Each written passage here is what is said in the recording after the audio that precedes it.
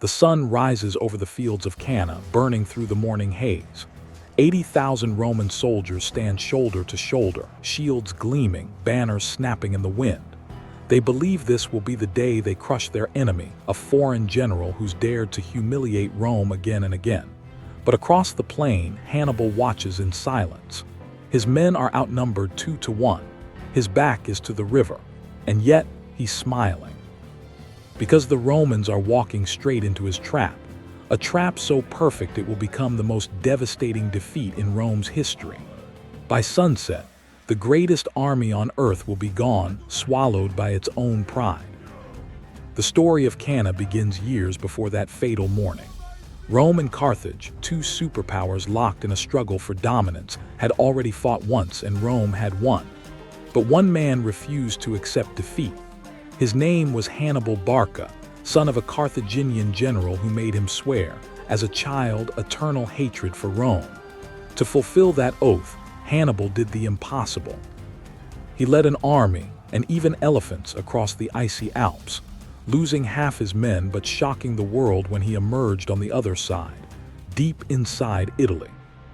For 2 years, he outsmarted Roman legions again and again. But Rome's pride only grew.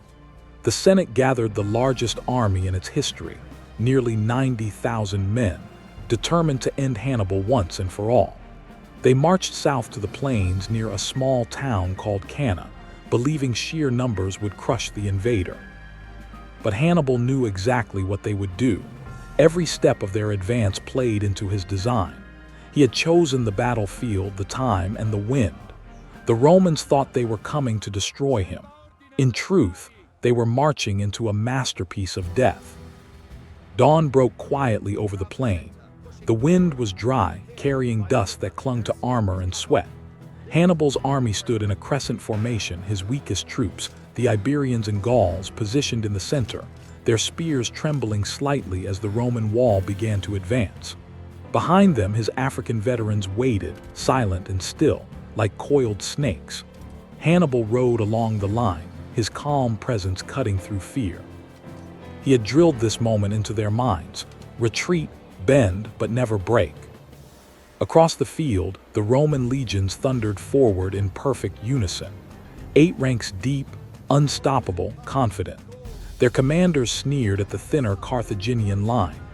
Dust rose around them like a storm cloud, hiding what Hannibal truly intended. From the hills, his cavalry began to move, a slow, deliberate shift to the flanks. No one noticed. All eyes were on the center, where the Carthaginian line began to collapse, exactly as Hannibal had planned. The Romans believed victory was already theirs. They didn't realize that every step forward was tightening a noose they would never escape. The Roman advance was unstoppable. Shield locked to shield, they moved like a single organism, an iron wave rolling forward with the roar of 80,000 voices. The Carthaginian line in the center buckled under the weight.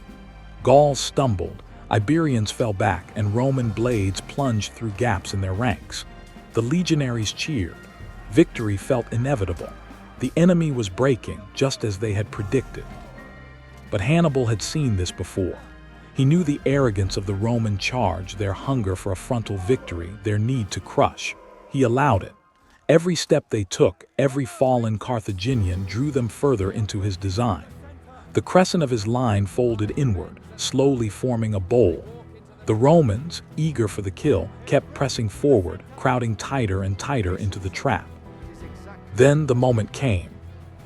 On the left flank, Hannibal's Numidian cavalry, wild horsemen from North Africa, darted across the field. Their movements were chaotic, unpredictable, clouds of dust swirling beneath their mounts. The Roman cavalry, commanded by Consul Paulus, charged to meet them. Swords flashed, horses screamed, and the battle dissolved into a frenzy.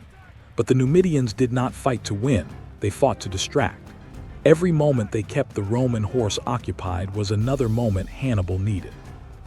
On the opposite flank, the Carthaginian heavy cavalry, led by Hasdrubal, Hannibal's brother, met the Roman right. Unlike the Numidians, these men fought with brutal precision. They smashed into the Roman riders with the full momentum of armored war horses. Within minutes, the Roman right flank collapsed. Bodies fell into the river. Hasdrubal wasted no time.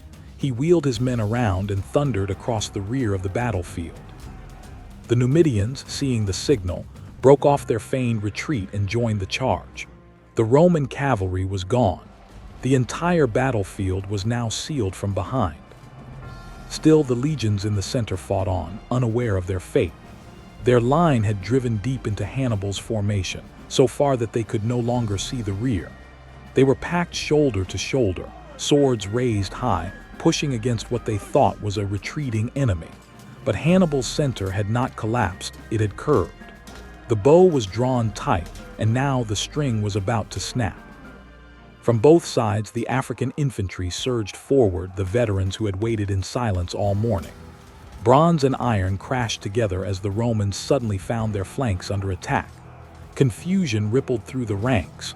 Orders were shouted, but no one could move. The formation that had once been Rome's strength, tight, disciplined, impenetrable, became its coffin. There was no room to turn, no space to swing a sword. Hannibal rode to the center of the line, watching the shape of his trap complete itself, a perfect encirclement. Dust and screams filled the air as his cavalry closed in from behind, sealing the ring. The Romans were surrounded, 80,000 men trapped in a circle less than a kilometer wide. The killing began in earnest. At first, the Romans fought desperately. The outer ranks slashed outward, hacking at the Carthaginians closing in from every direction. But there was no escape. Those in the middle could do nothing but listen to the sounds of dying men, the crash of shields, the panic spreading like fire. The crush became unbearable. Soldiers couldn't breathe, couldn't move, crushed by the weight of their comrades pressing forward in blind terror. Some suffocated where they stood before an enemy blade even reached them. As the sun climbed higher, the battlefield turned into a furnace. The air shimmered with heat, the dust thick as smoke. Blood pooled beneath fallen bodies, mixing with mud and sweat. The once proud Roman banners lay trampled underfoot. Officers shouted themselves hoarse, trying to restore order, but no one could hear. The sound was beyond human, an ocean of agony and chaos. Hannibal's men fought with ruthless efficiency. The Gauls and Iberians who had once pretended to break now surged forward again, joining the circle of death. They had lost friends that morning. Now they took their vengeance.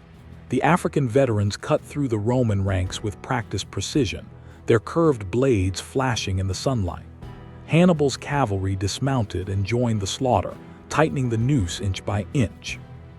From a nearby hill, the Carthaginian officers watched in awe. Never before had such a maneuver been executed on this scale, not in all of history. It was not just victory, it was annihilation. The Roman army, the greatest force the Republic had ever fielded, was being erased before their eyes. Hours passed. The fighting did not end, it collapsed. The Roman formation broke down entirely, not from retreat but from suffocation. Men fell where they stood, their armor crushing them under piles of corpses. Others tried to flee toward the river, only to be cut down by cavalry waiting at the banks. By mid-afternoon, the battlefield was silent save for the cries of the wounded and the cawing of circling birds.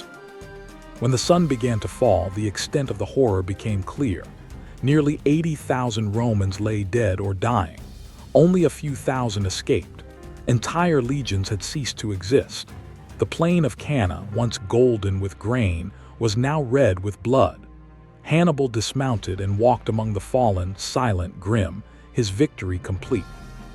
His officers approached, cheering his genius. Some urged him to march on Rome immediately to end the war in one final strike. But Hannibal looked out across the carnage, the mountains of bodies, the stillness after so much death, and said nothing. He had achieved the impossible, but at a terrible cost. His army, though victorious, was exhausted, their supplies low, and Rome's heart was still beating behind its walls. In the Roman camp far to the north, word of the disaster arrived slowly, then all at once. Senators wept in public. Mothers tore their hair in the streets. 1 in every 3 men who had marched to Cannae would never return. The Republic itself seemed ready to collapse. For a moment, the world believed Rome was finished. But in that silence, something inside Rome hardened. They forbade mourning in public. Grief was replaced with fury. The Senate swore that the Republic would rise again. They would rebuild their armies, no matter how many generations it took. Hannibal had destroyed their legions, but he had also awakened something far more dangerous: Rome's relentless will to survive. As night fell over Cana, Hannibal's campfires burned across the horizon. He had done what no general before him had ever done. He had annihilated the greatest army on earth in a single afternoon. Yet even he knew this was not the end. It was the beginning of something far greater. The field that had seen the death of 80,000 men would become a lesson whispered through centuries: the perfect battle, the perfect trap. And from its ashes, Rome would rise stronger, colder, and more determined than ever before. Because while Hannibal won the day, Rome would go on to win the world. And in the days after the battle, the plains of Cana became a graveyard stretching beyond sight. Survivors wandered aimlessly among the dead, unable to comprehend the scale of what had happened. Entire legions had vanished. Fathers, sons, and brothers lay piled together in silence. The stench of decay hung heavy in the air, a grim reminder that even Rome's might could be broken. Hannibal's men built pyres for their own fallen, but there were too many Roman bodies to bury. The land itself became their tomb. In Rome, disbelief turned to horror. The Senate received reports so catastrophic that some believed them exaggerated, until the tattered survivors arrived. Public mourning swept the city, but grief quickly gave way to resolve. Temples filled with prayers, the streets with vows of vengeance. The Senate declared new levies, drafting men barely of age and even slaves willing to fight. Yet amid the despair, one figure stood out: Fabius Maximus, the delayer. His strategy of caution, once mocked as cowardice, became Rome's lifeline. He urged restraint, patience, and survival above pride. Rome would not give Hannibal another Cana.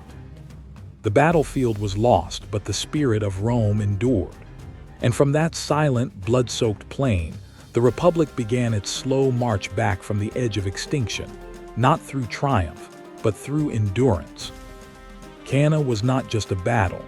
It was a reminder of how quickly order turns to chaos, how swiftly certainty collapses into dust.